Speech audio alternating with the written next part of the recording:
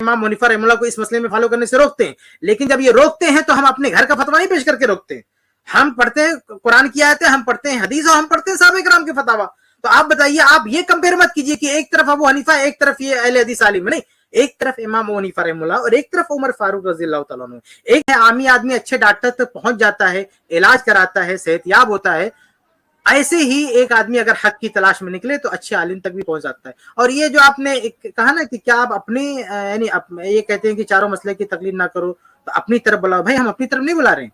कोई भी अहले हदीस आलिम अपनी तरफ नहीं बुलाता है, बल्कि हम कुरान और हदीस और सहाबे किराम की तरफ बुलाते हैं कि कुरान है, हदीस है। तो हम ये कहते हैं कि सहाबे किराम यानी कुरान है, हदीस है और सहाबे किराम। हम डायरेक्ट कुरान हदीस की भी बात भी नहीं करते, किसी कुरान हदीस आप पढ़ लो जाके ना, हम ऐसा नहीं कहते।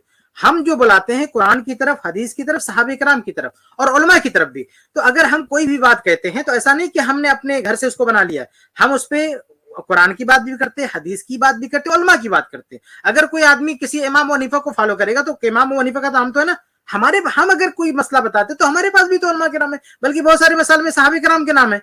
मिसाल के तौर पर हलाला, अब जाके अहनाफ क्या देखेंगे तो कहेंगे नहीं 3 तलाक हो गया, हलाला करवा लो, हलाला करवा लो। हम कहते नहीं मानने का इसको, हम कहते इसको नहीं मानना।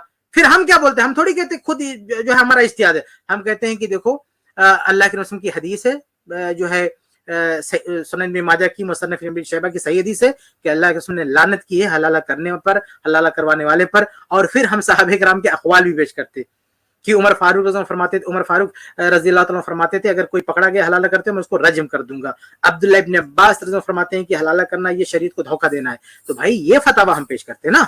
तो आप अगर कोई पकड़ के बैठा है इमाम अबू हनीफा रहमतुल्लाह को कि उनके यहाँ हलाले की गुंजाइश है, अगरचे हलाला गलत है लेकिन हो जाएगा निकाह, चल जाएगा काम, हम कहते हैं नहीं चलेगा, हम उस बात से रोकते हैं। हम इमाम अबू हनीफा रहमतुल्लाह को इस मसले में फॉलो करने से रोकते हैं, लेकिन जब ये रोकते हैं तो हम अपने घर का फतवा नहीं पेश करके रोकते हैं।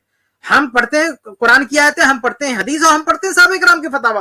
तो आप बताइए, आप ये कंपेयर मत कीजिए कि एक तरफ अबू हनीफा, एक तरफ ये अहले हदीस आलिम, नहीं, एक तरफ इमाम अबू हनीफा रहमतुल्लाह और एक तरफ उमर फारूक रज़ियल्लाहु ताला अन्हु, एक तरफ इमाम अबू हनीफा रहमतुल्लाह और एक तरफ अब्दुल्लाह बिन अब्बास रज़ियल्लाहु ताला अन्हु। तो यहाँ हम सहाबे किराम के फतवे को बोलते हैं कि आप इसको मुकद्दम करो, इसको तरजीह दो, हम अपनी तरफ नहीं बुलाते। तो जो भाई साहब ने कहा ना कि आप लोग अपनी तरफ बुलाते हैं मज़ाहिब अरबा से हटा के, कि आप हमारी हम अपनी तरफ नहीं बुलाते।